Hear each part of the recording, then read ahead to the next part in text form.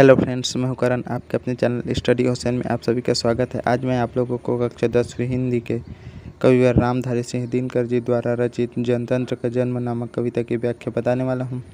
Friends, अगर आपने channel को सब्सक्राइब नहीं किया है तो चैनल को सब्सक्राइब करके बेल आइकन की घंटी को दबाकर ऑल पर प्रेस करना बिल्कुल भी ना भूलिए।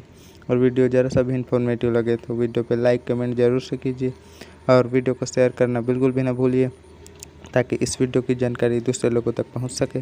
तो चलिए ज़्यादा वक्त ज़ाया न करते हुए वीडियो को स्टार्ट करते हैं।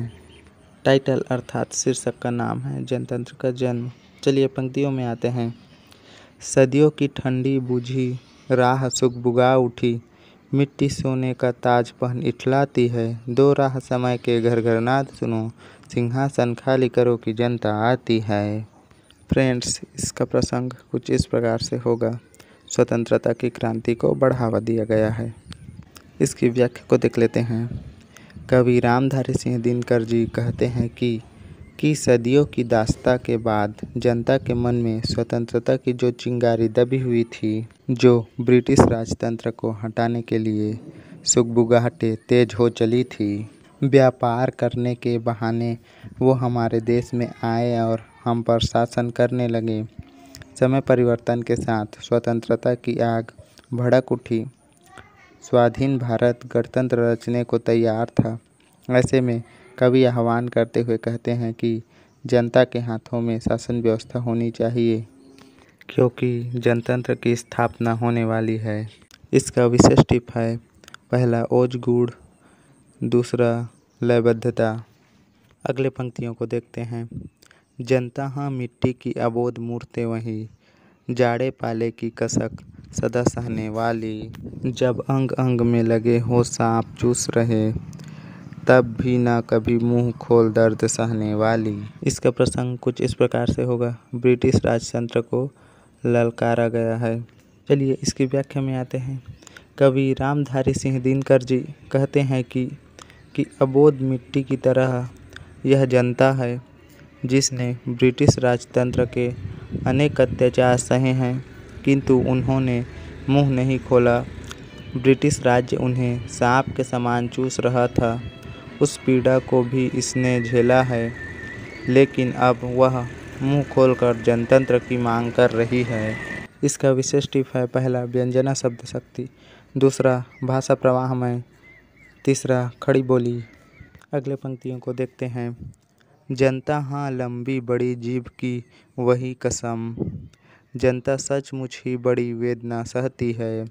सो ठीक, मगर आखिर इस पर जनमत क्या है प्रश्न गुड़ जनता इस पर क्या कहती है।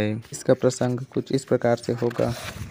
इस पद्यांश में जनमत के महत्व को बताया गया है। इसकी व्याख्या में आते हैं। कवि रामधारी सिंह दिनकर जी कहते हैं कि जनता ने बहुत दुख व अत्याचार सहा है।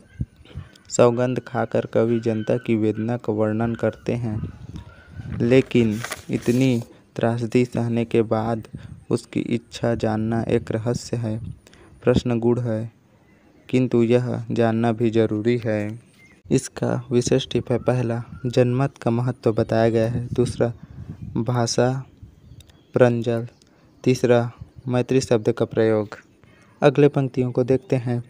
मानो जनता हो फूल जिसे एहसास नहीं, जब चाहो तभी उतार सजा लो दोनों में।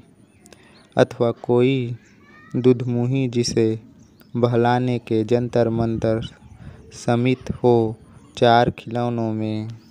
इसका प्रसंग कुछ इस प्रकार से है। प्रस्तुत पद्यांश में सीधी सादी जनता का वर्णन किया गया है। इसकी व्याख्या में आते हैं। कवि रामधारी सिंह दिनकर जी कहते हैं कि जनता कोई फूल नहीं है जिसे जब चाहो तोड़ो सजाओ और जब चाहो उतार कर दोनों में रख लो।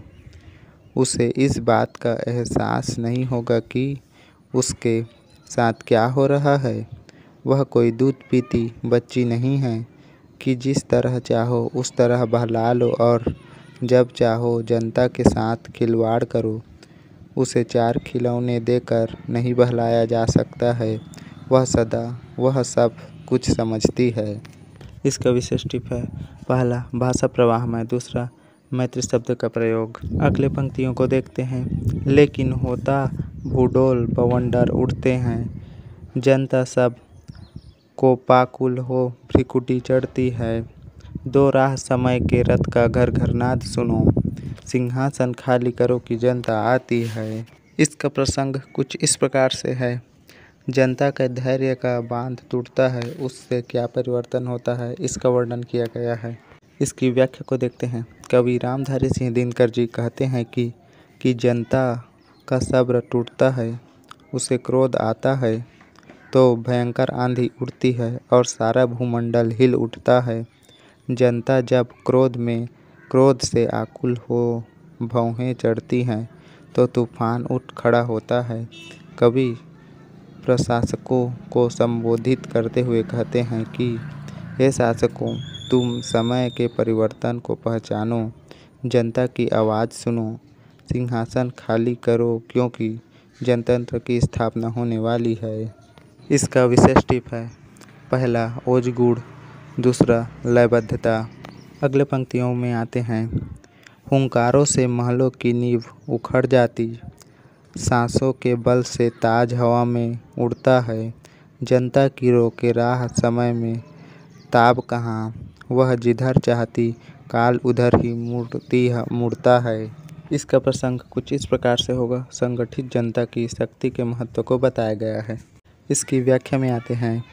कवि रामधारी सिंह दिनकर जी कहते हैं कि जनता जब संगठित हो अपनी शक्ति का परिचय देती है तो उसके सामने बड़े बड़े राजमहल भी नहीं टिक पाते हैं।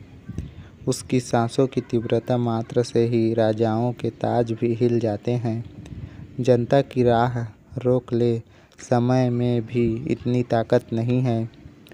जब वह चाहे संगठित हो समय की धारा परिवर्तित कर सकती है और अपने अनुरूप सत्ता परिवर्तन कर सकती है।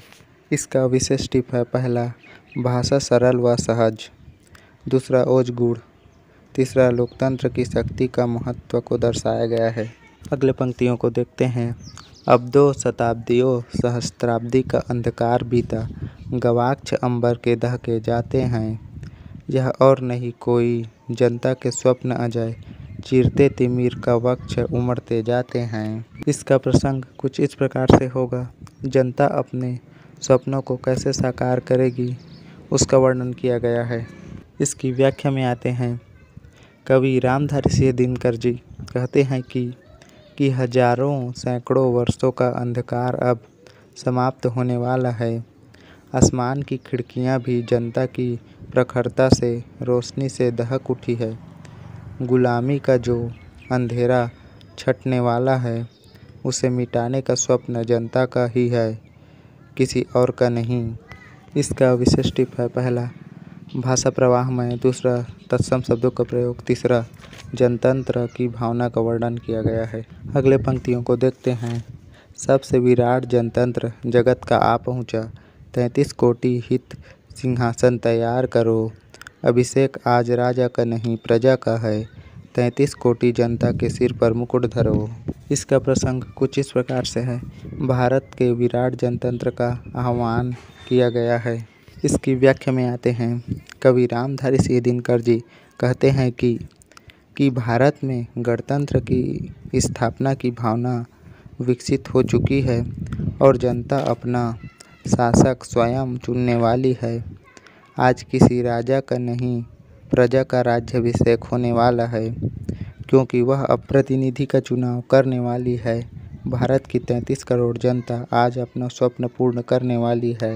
इसका विशेष टिप है। पहला अनुप्रास अलंकार, दूसरा ओज गुण, तीसरा भाषा प्रवाहमय।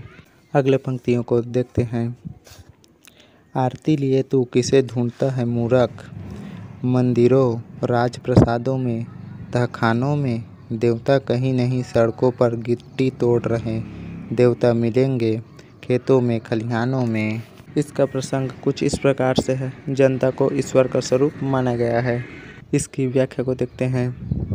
कवि रामधारी सिंह दिनकर जी कहते हैं कि जिसे तुम आरती की थाल सजाए ढूंढ रहे हो, तुम अज्ञानी व मूर्ख हो, क्योंकि वह ईश्वर मंदिरों महलों और तहखानों में नहीं मिलेगा। हमारे ईश्वर तो वे मजदूर हैं जो सड़कों पर बैठे कहीं गिट्टी पत्थर तोड़ रहे हैं अथवा खेतों और खलिहानों में अपने श्रम स्वेद से इस धारा को सींच रहे हैं। वास्तव में वह हमारे भाग्य विधाता हैं, ईश्वर हैं। इसका विशेष टिप है: पहला, समाज के विकास में मजदूरों का महत्व। दूसरा, भाषा प्रवाहमय। तीसरा, लयबद्धता। अगले पंक्तियों को देखते हैं। फावड़े और हल राजदंड बनने को है, धूसरता सोने से श्रृंगार सजाती है। दो राह समय के रथ का घर घर नाद सुनो, सिंहासन खाली करो कि जनता आती है। इसका प्रसंग कुछ इस प्रकार से होगा। मजदूरों के श्रम के महत्व का वर्णन किया गया है। इसकी व्याख्या में आते हैं।